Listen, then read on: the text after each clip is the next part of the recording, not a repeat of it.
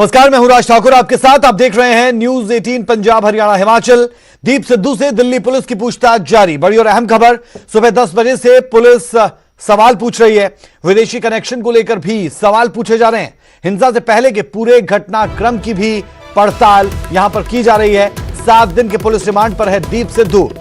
बड़ी और अहम जानकारी आपको दे दें, कल कोर्ट में पेश किया गया दीप सिद्धू को, जिसके बाद 7 दिन का पुलिस रिमांड कोर्ट की तरफ से पुलिस को दिया गया। और अब सुबह 10 बजे से लगातार सवालों की बौछार दीप सिद्धू पर हो रही है और जवाबों में क्या चीजें निकलकर सामने आती है, न्यूज 18 वो आपके सामने जरूर रखेगा। दिन के वक्त आपको बता दें कि पूछताछ शुरू हुई और वो पूछताछ अभी भी जारी है दीप सिद्धू से। दिल्ली पुलिस की ये पूछताछ, जिससे कई खुलासे होने की उम्मीद की जा सकती है। विदेशी कनेक्शन, विदेशी फंडिंग, ये तमाम चीजें निकलकर सामने आने की उम्मीद हर कोई कर रहा है। विदेशी कनेक्शन को लेकर भी सवाल यहां पर जरूर पूछे जाएंगे। हिंसा से पहले के पूरे घटनाक्रम की भी पड़ताल की जा रही है।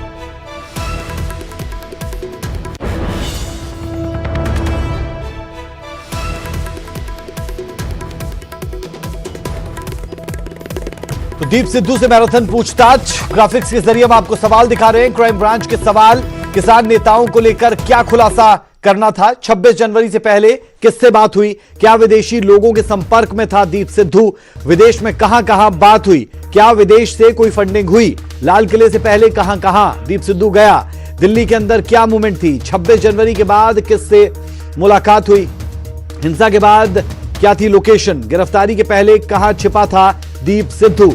ये वो तमाम सवाल जिनके जवाब तलाशने की कोशिश में पुलिस और जिन सवालों को दीप सिद्धू से पूछा जा रहा है। रुक कर लेते हैं दिल्ली से संवाददाता शंकर आनंद हमारे साथ, हर अपडेट लगातार आप तक पहुंचा रहे हैं। शंकर, दीप सिद्धू से पूछताछ और पूछताछ में बड़े खुलासे होने की उम्मीद, क्या जानकारी है? देखिए, आज मल्टी लेवल की एजेंसी जो है, आज वो दीप सिद्धू से बातचीत कर रही है, पूछताछ कर रही है। और जो मुख्य तौर से जो ये सवाल जानना चाहती है कि ये पिछले 14 दिन तक, मैंने गिरफ्तारी से 14 दिन पहले तक वो कहाँ रहा। यहाँ तक कि 26 जनवरी को, जिस दिन राजधानी दिल्ली के अंदर में उग्र हिंसा हुई, उसके पहले दीप सिद्धू कहाँ कहाँ गया, किन लोगों के संपर्क में रहता था। इसके साथ ही जो उसका मोबाइल फोन है, उसका मोबाइल फोन कहाँ है, जो मोबाइल फोन जिसके माध्यम से वो फेसबुक पर, ट्विटर पर, इन तमाम जगहों पर बाकायदा वो अपडेट कर रहा था, तो वो कहाँ है। इसके साथ ही जो कौन कौन से लोग हैं जो राजधानी दिल्ली के अंदर में उग्र हिंसा को अंजाम देने में जुटे हुए थे। तो इस तरह की कई जो सवाल हैं, उस तमाम सवालों का जवाब जानने के लिए आज कई जो जांच एजेंसियां जो हैं, बाकायदा उसके अधिकारी वो क्राइम ब्रांच के दफ्तर में आए हुए हैं और वो पूछताछ कर रहे हैं। यहाँ तक कि क्राइम ब्रांच के दफ्तर में आज additional commissioner, joint commissioner, DCP सहित जो आज तमाम जो अधिकारी हैं क्राइम ब्रांच के, वो मौके पर पहुंचे थे। वो खुद उस इंट्रोगेशन का हिस्सा बने। और यहाँ तक कि इस मामले में जो तमाम कनेक्शंस हैं जो दीप सिद्धू से जुड़े हुए, उस कनेक्शन को खंगालने का प्रयास किया जा रहा है। और इसके साथ ये जानने का प्रयास किया जा रहा है कि इस पूरे उग्र हिंसा को भड़काने में वो कौन कौन से लोग शामिल थे और वो कौन कौन सा संगठन था जो इस पूरे हिंसा में जुड़ा हुआ था, एक प्लानिंग और एक साजिश के तहत इसको अंजाम दिया था। एक तरह से कहा जा सकता है कि आज के पूछताछ में काफी महत्वपूर्ण जो जानकारियां हैं वो दीप सिद्धू से आज क्राइम ब्रांच को प्राप्त हुआ है। और जल्द ही इस मामले में कुछ और भी लोगों की गिरफ्तारी भी संभव है। हालांकि आज जिस तरह से बाकायदा स्पेशल सेल ने आज दूसरे दिन लगातार एक कार्रवाई करते हुए आज जिस तरह से इकबाल सिंह को गिरफ्तार किया है, तो इकबाल सिंह से भी अब कई चीजें जानने का प्रयास किया जाएगा।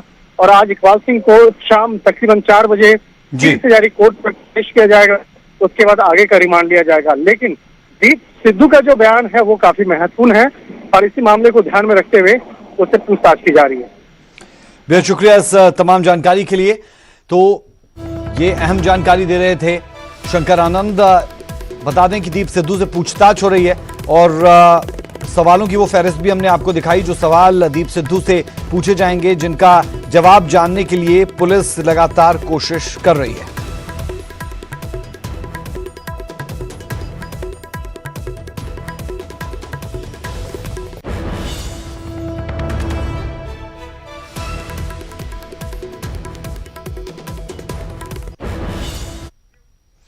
और चलिए अब आपको सीधे लिए चलते हैं। बीजेपी नेता अश्विनी शर्मा प्रेस कॉन्फ्रेंस कर रहे हैं, क्या कुछ कह रहे हैं सुनते हैं।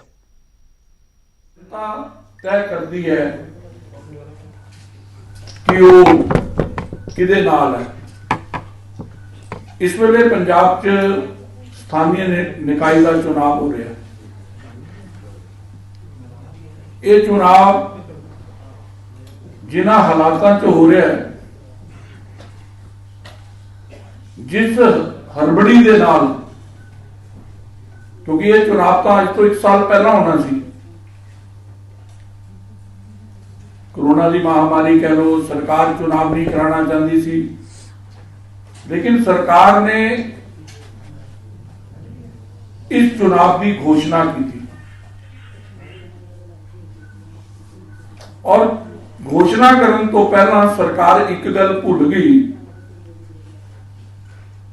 कि कानून व्यवस्था को ठीक रखना,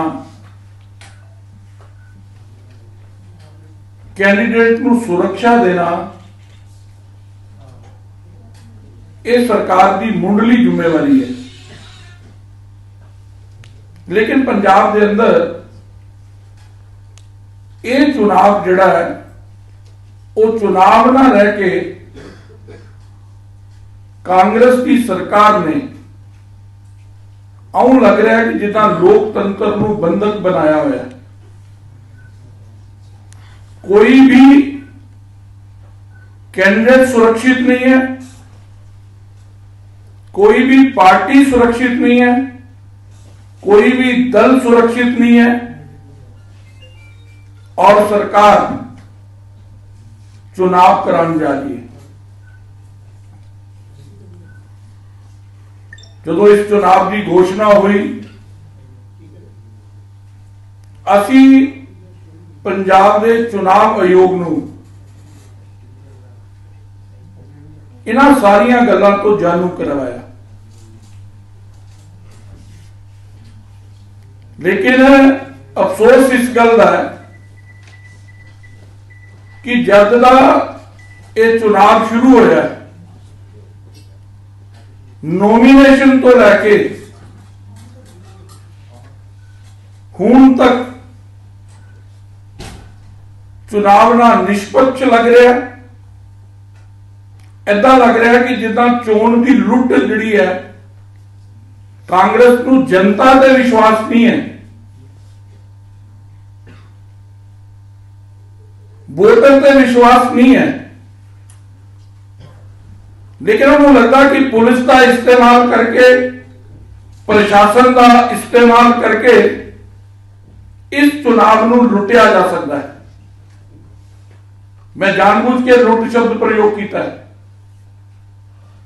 चुनाव की खूबसूरती है कि लोग फार्म भरन, दल अपने अपने उम्मीदवार खड़े करन, जनता जिहड़ी है जनता जनार्दन की कचहरी च जान, अपनी सभा करन, अपने जुलूस कढन और जनता वोट के माध्यम के नाल अपना प्रतिनिधि चुने। लेकिन फार्म भरन तो बाद फिरोजपुर के अंदर बीजेपी के 10 लोगों को चुनाव तो बंजे करता। जीरा किसी भी पार्टी को फार्म नहीं भरन देता, किसी भी पार्टी। अजनाला 10 के 10 फार्म बीजेपी के रद्द करते, बटाला 8 फार्म रद्द करते, लगभग 117 कैंडीडेटों बीजेपी दे चुनाव लड़न तो रोकया गया। ये लुट उस दिन भी शुरू है। हुण की है, मैं तुहाडे कोल उपर इत्थे प्रेस दे लई आ रहा सी, किसान दा बाना पाके मैं तो किसान नेता नूं कहांगा बच जाओ इन्हां कांग्रेसियां कोलों। ये तुहाडे अंदोलन नूं कमजोर ही नहीं बदनाम भी कर रहे हैं। कल राजपुरा के अंदर पार्टी के ऑफिसर के उत्ते तारा लगा देना, कैंडिडेटां नूं धमकाना, कैंडिडेटां ते हमला करना, प्रचार करन तो रोकना, पार्टी का जिहड़ा ऑफिस कैंडिडेट ने खोलिया उहदे बाहर पंजाब नूं तोड़न वाले पोस्टर लगवा देना, पोस्टरां ते कालिक मल देना। एक ऐसा लोकतंत्र है कैसा परिवार और कैसी सरकार है, कैसा पंजाब का चुनाव आयोग है, कैसा पंजाब का डीजीपी है। अगर तुसी लुट्टी करनी सी, अगर लोकतंत्र नूं बंधक ही बनाना सी, ते चुनाव कराने का चाह की चढ़िया होया सी तुहानूं। कल जिस प्रकार फिरोजपुर के अंदर मैं तो एक प्रतीक हाँ कि दिख जाता है, लेकिन मेरा कार्यकर्ता रोज इस प्रकार के हमले सह रहा है, रोज इस प्रकार का उत्पीड़न सह रहा है। 4 जने उड़ते ने, साड़ी एक दलित कैंडिडेट है हुशियारपुर के अंदर, छोटा सा बच्चा है। हालत समझ लेना, क्या किसान ऐसा कर सकता है? 4-5 बंदे के सभा सी, उथे सभा के अंदर केंद्रीय राज्य मंत्री सी, पार्टी के पूर्व अध्यक्ष राजिंदर भंडारी जी सी, तीक्षण जी सी। प्रचार करने तो रोकया गया पुलिस की मौजूदगी के अंदर, और बाद च उन्होंने धमकी की दी, नवजात बच्चा वह गाय का दुध पींदा है, तेरे घर दुध नहीं आन देना, तेरा हुक्का पानी बंद। ये कैसा लोकतंत्र है? ये कैसी सरकार है? पूरे देश का पेट भरने वाला किसान क्या दुध मोए बच्चे दे मुंह चो दुध खो सकता है? ये कौन लोग ने? इहदे उत्ते किसने ध्यान देना है? ये सरकार कदों जागेगी? जो असं ये कहते हैं ना कि डीजीपी की बैकबोन नहीं है, बड़िया चिड़ लगती है। मैं तुहानूं कल का इंसीडेंट दसदा, मैं फिरोजपुर गया, एक राष्ट्रीय पार्टी के स्टेट प्रेजिडेंट अगर चुनाव के अंदर अपनी पार्टी के उम्मीदवारों नाल, अपनी पार्टी के पदाधिकारियों नाल मीटिंग नहीं कर पाएगा तो कैसा चुनाव हो रहा, इसकी समझ आनी चाहिए। मैं गया, एक हाल के अंदर मीटिंग है, लोकतंत्र के अंदर विरोध कोई करे उसका स्वागत है, नारे लाए स्वागत है, मुर्दाबाद करे स्वागत है, लेकिन लोकतंत्र जिहड़ा अधिकार उन्होंने दिंदा है, जिहड़ा संविधान उन्होंने अंदोलन करने का अधिकार दिंदा है, वही संविधान राजनीतिक पार्टी के कार्यकर्ता के नाते मैनू भी अधिकार दिंदा है कि मैं अपना विचार अपनी पार्टी का प्रसार भी कर सका और अपनी बैठक भी कर सका। हुण तुसीं पुलिस की हालत समझ लेना, मैं हाल ते जाना 50 मीटर की दूरी के उत्ते कांग्रेस के कुछ गुंडे ही कहूंगा, फैशन जिहा ही हो गया, किसान का झंडा पाया मुर्दाबाद कर रहे हैं। मैं मीटिंग के अंदर चला जाना, लगभग 1.25 घंटा मेरी मीटिंग चल रही है, मैनू IG और SSP कहते हैं कि असी साडे नाल तुसी उस वेले वापस जाना जिले असी तुहानूं कहने आ ते तुसी फिर अगे अबोर निकल जाना। IG और SSP खुद अंदर आते ने, मैनू कहते हैं कि आओ चलिए बाहर।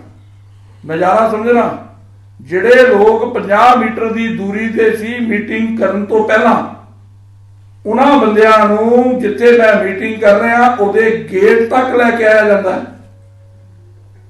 फिर मैनू कहा जाता कि नहीं जी सब ठीक है, साडी गलबात हो गई उन्हां नाल, आओ चलिए गड्डी च चलिए। उत्थे जिहड़ा दृश्य सी, हुण मैं IG नूं किदां छड्ड सकदा जां SSP किदां अपने आप नूं पाक साफ कर सकते हैं? ये कह के जी चूक हो गई, किहदी होई? बाहर जाना, क्या लोहे की राड़ के अंदर झंडा लगांदा कोई? क्या बर्शे फड़े होंदे ने? इट पत्थर बरसात हुई है, बरसात। क्या किसान ऐसा कर सकता है?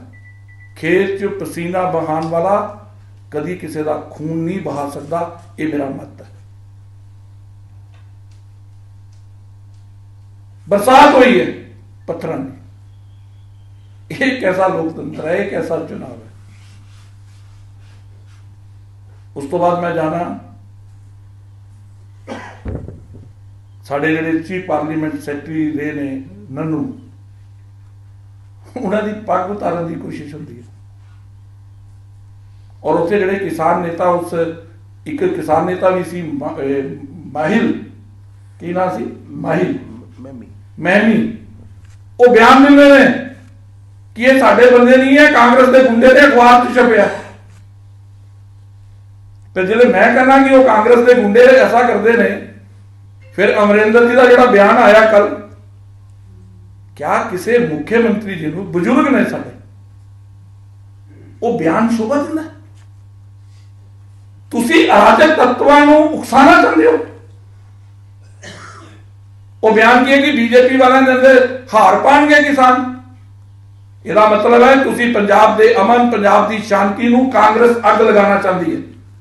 ਅਰਾਜਕ ਤੱਤਾਂ ਨੂੰ, ਗੁੰਡਾ ਤੱਤਾਂ ਨੂੰ ਮੁੱਖ ਮੰਤਰੀ ਸ਼ਹਿ ਦੇ ਰਿਹਾ।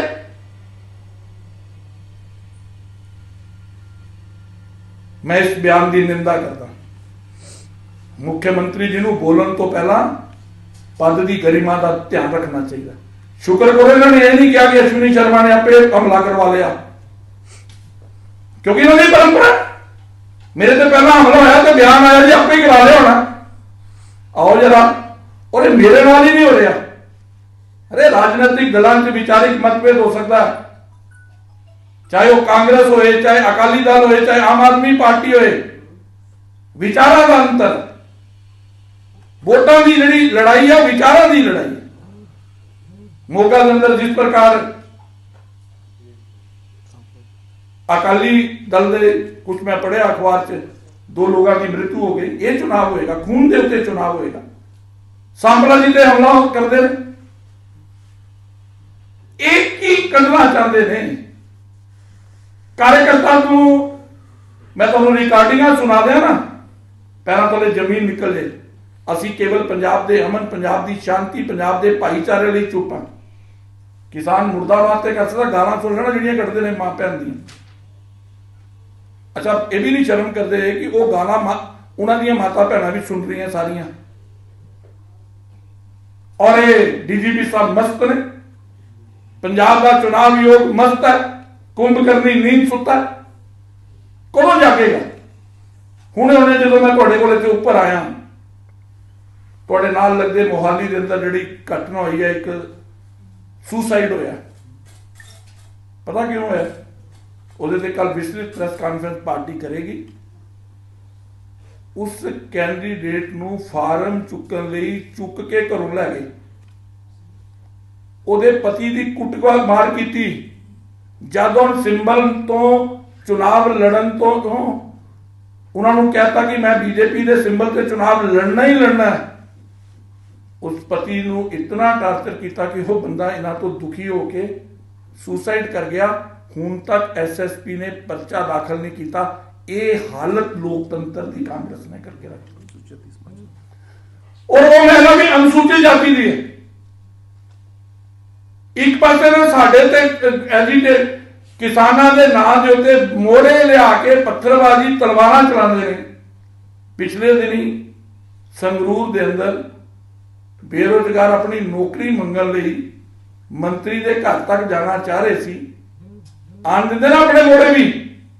ਮਿਲਿਆ ਕਿ ਜਿਹਦਾ ਛਲੀਆਂ ਕੁੱਟਦੇ ਹਨ, ਉਹ ਤਾਂ ਉਹਨਾਂ ਬੇਰੁਜ਼ਗਾਰਾਂ ਨੂੰ ਕੁੱਟਿਆ ਇਹਨਾਂ ਨੇ 4 किलोमीटर ਪਹਿਲਾਂ।